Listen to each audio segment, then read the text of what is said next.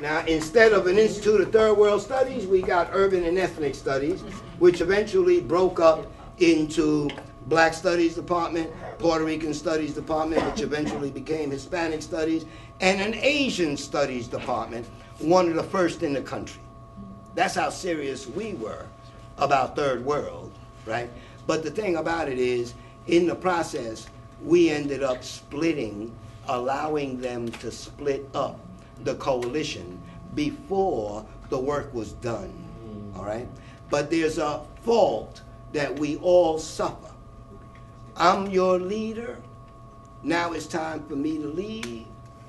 And I failed to bring all of what I've learned into the next generation vis-a-vis freshmen and sophomores. All right? Consequently, there's always a break from one generation of college students to another. And I don't understand any of y'all because I wasn't there and I didn't experience that. I'll give you a quick example, then I'll sit down. Y'all know a fella by the name of Robert Knight on WBAI News? Okay. He came to City College after 1970. After the City College takeover, after 69, I helped to establish the first Black and Puerto Rican controlled student newspaper in all of CUNY. It's still there. It's called The Paper. The thing about The Paper is that we were training our own, right, in the process. Robert Knight came and became one of our staff. I trained him to become the editor-in-chief after I left. You with me? Yeah. Okay. There was a point at which he and I fell out with a very interesting argument. Every time he made decisions, right, as an editor in training, and I would critique the decision, right, or the content of it because it was either in violation of what we wanted vis-a-vis what we were after, right, and why we were doing what we were doing, right, or because it was downright right-wing, one or the other, all right? And he got so tired of me doing that here and there that he says, Lewis, there's something I want you to understand. You keep referring to what happened in 68 and 69 and blah, blah, blah. I wasn't there and I ain't got no connection to it. And I said, oh, shit. You can say that about the last 500 years? That's right. Right? The rape, the murder, the lynching, Yep. the roasting on the spit Yep. of human beings who asserted themselves for their own freedom. You can say that about that. You don't owe none of them nothing. See you around.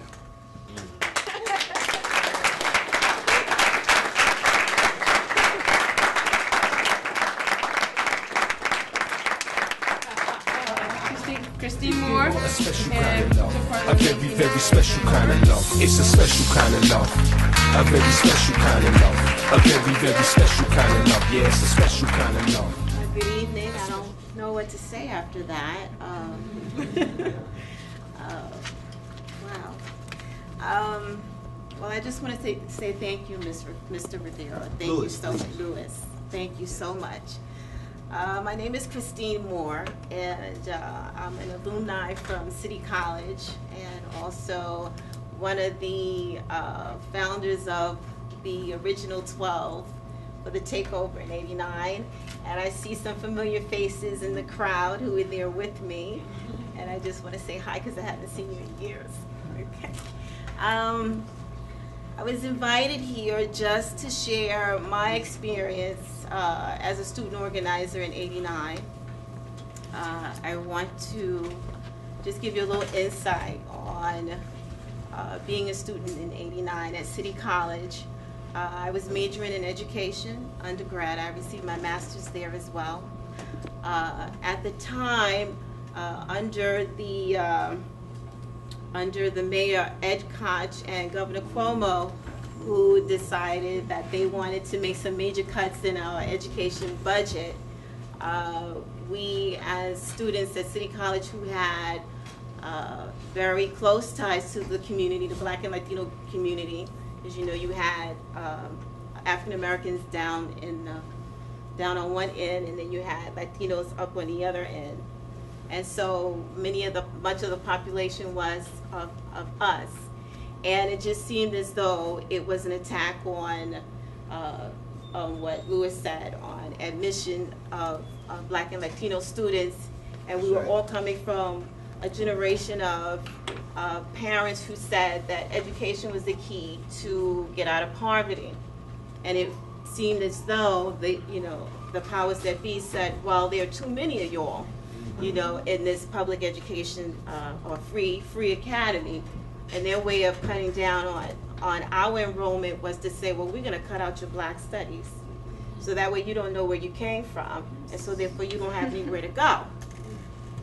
As well as the financial aid and women's studies and Hispanic studies and the Sikh program. All these programs were under attack, and many of us had come through those programs or who had sought out city and CUNY colleges just so that we could receive an education, but also take that education back to our communities and uplift our communities.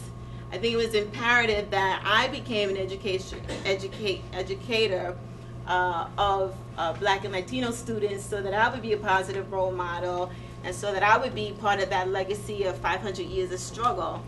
So for the powers to be that said that I could not do that, I felt that also empowered me, because I remember being a student sitting in James Small's class saying to him, who also was a big man in the 60s, and who also said to us, well, now it's your turn.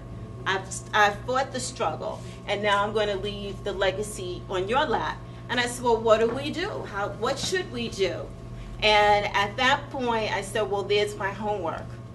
Not only was I receiving an education, but I was being given one, and that was from my community and from my elders.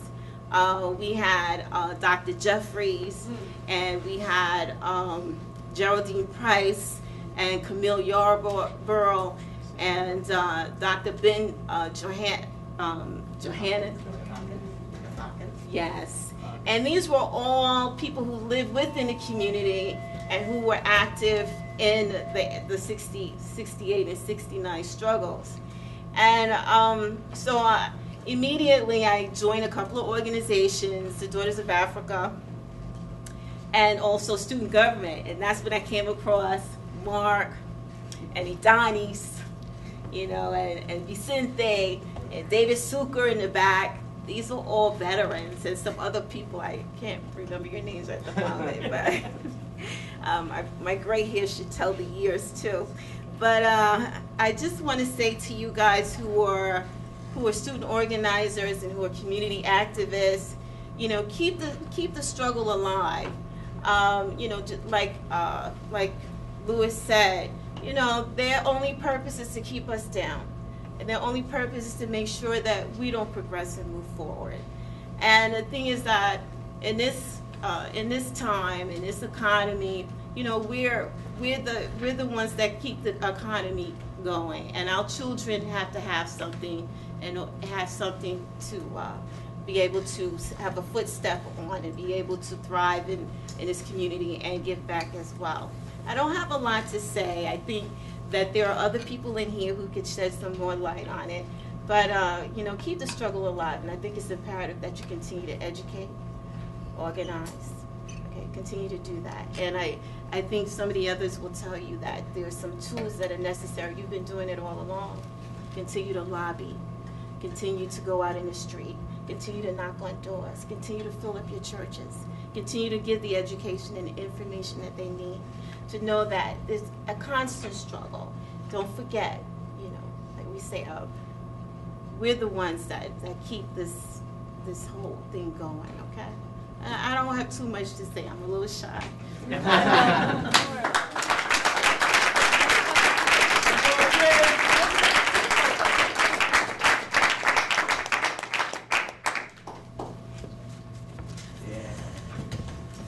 I think that she really hit the point, the nail on the head when she said the importance of legacy, because we all need to connect with that, our responsibility as individuals, And also it's good to hear it from a sister, because it's really important for us as women and us as girls and this as students to stay together and look at each other and understand that we have a lot of power. We must take on that power too.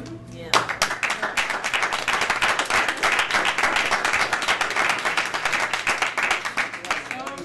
I'm really glad to hear her come up to the podium and talk about this and how she really was one of the main figures and leaders, one of the top 12, as she said, organizing.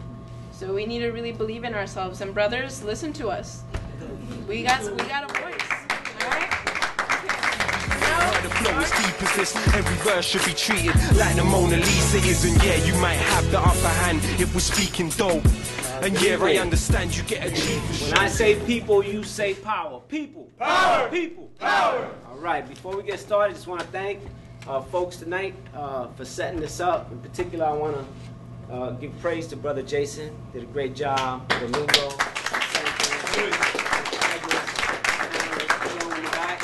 And Ernestine, who's going to close us out at the end. And Brother Lewis doing the filming. And I'm just very excited to be here. In the presence of such great folks in the audience and on the panel. It's a beautiful thing. Now, again, my name is Mark Torres. I'm the chair of the People Power Movement, El Movimiento Poder Popular. We are an organization that believes in organizing for social justice, for change, for revolutionary change. And in organizing, I think Lewis kind of hit the nail on the head. It's about having the capacity to take power. Organizing is about having the capacity to take power. And that's taking power wherever you are. If you work in a public school, it's about taking power in that public school. If you're on campus, it's about taking power on that campus. No matter where you are, your workplace, your neighborhood, your school, where you live, in prison, it's about having the capacity to take power. And that's what we're talking about organizing. We're not talking about doing the regular activist thing, which means you drop what you're doing to run off to what's hot. That's not what we're talking about. We're not talking about advocacy, where we want to speak for somebody who has the power to speak and do for self. That's not what we're talking about. In our concept of organizing, when we don't drop our work. If there's an issue that's hot, something going on, we try to incorporate it into work. Or we become supporters of those who are working on that area. For example, the case of Nafissatou Diallo, African sister, working class sister, immigrant sister, was raped by this corporate CEO French guy, right? Our organization being small, we couldn't drop everything. But you know what? There was an important court date, and we needed to show support. So some of us went there and we supported, right? So when we talk about organizing, what we want to build is what Louis was talking about. We want to build committees where people are, where they study, where they work. We want to hit the enemy from all sides. We want the enemy to be dizzy so we can knock out that enemy and take power. That's what we want. So that's the kind of organizing we're talking about. Now, the same thing with the Occupy Wall Street. We're not going to drop our work and all of a sudden all of us get a tent out on Liberty. That's not what we're going to do. But you know what? When the Occupy Wall Street people came out and said we need to have an anti-corporate agenda, right? Because the corporations are run amok. We said, yes, we support that. And so we went down to that rally, to that march. There's been some of, including Domingo, who, got arrested on that Brooklyn Bridge, right? I mean, we didn't agree with that kind of arrest because my question has always been, how did 800 people get arrested by less than 100 cops? How does that happen? How does that happen? And I think it was Joe said, well, you know what? If that would have been the hood, there would have been cops flying off the bridge. And that's how it would have went down. But you know what? On the issue of being against the corporations, about the corporations destroying our lives, we support Occupy Wall Street 100%. Are we going to drop our work to run down there? No, it's not happening. Not happening. All right. Now, I want to talk about specifically certain things that need to be done. And when we talk about, Jason laid that out, you educate, agitate, organize, right? And when we're talking about organize, primarily, we're talking about on your campus. If you can't hold down your campus... This is for my people that miss me. I know you needed this. Every single stroke of the pen is a stroke of genius.